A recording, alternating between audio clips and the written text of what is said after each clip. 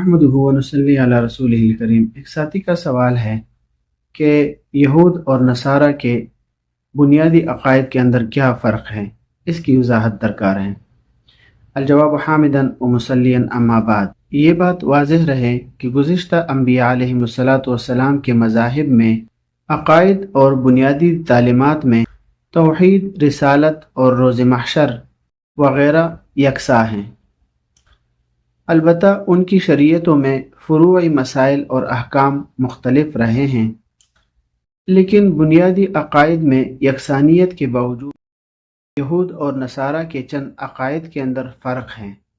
Number 1, यहूद हज़रत मूसा अलैहिस्सलातु वस्सलाम के पैरोकार को कहा जाता है और नसारा हज़रत ईसा अलैहिस्सलातु वस्सलाम के पैरोकार को कहा जाता है। नंबर 2, यहूद के लिए नाजिल की गई किताब का नाम तौरात है, जबकि नसारा के लिए नाजिल होने वाली किताब का नाम इंजील है।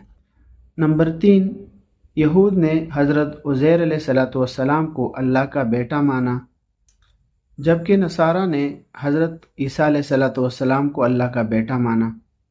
नंबर 4, यहूद का मज़हब था कि शरीयत हमेशा एक ही रहती है, जिसकी इब्तिदा हज़रत मूसा अलैहिस्सलातु वस्सलाम से हुई और उन्हीं के ऊपर शरीयत ख़त्म हो गई। इससे पहले अहकाम की मसलहत के पेश नज़र लोगों के लिए अक़ली हुदूद कायम की जाती थी, लेकिन उसको शरीयत नहीं कहा जा सकता। नंबर 5, नसारा का कहना था कि खुदा 5 ज़ात यानी ज़ात बारी ताला, मरियम अलैहिस्सलाम और हज़रत ईसा अलैहिस्सलातु वस्सलाम, इन तीनों का मजमुआ है। और दोनों फरीक़ों यहूद और नसारा का मानना था कि हज़रत ईसा अलैहिस्सलातु वस्सलाम को सूली पर लटकाया गया और वो वफ़ात पा चुके हैं। यहूद और नसारा ने अपने अम्बिया अलैहिमुस्सलातु वस्सलाम के जाने के बाद उनकी तालीमात में तहरीफ़ की और अब उनके पास अपनी असली हालत में अहकाम दीन बाकी नहीं हैं।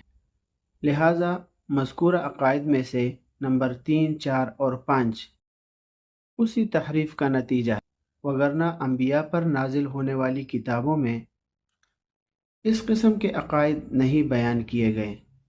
जैसे कि सूरह तौबा के अंदर आयत है, वक़ालतिल यहूद उज़ैरुन इब्नुल्लाह वक़ालतिन नसारा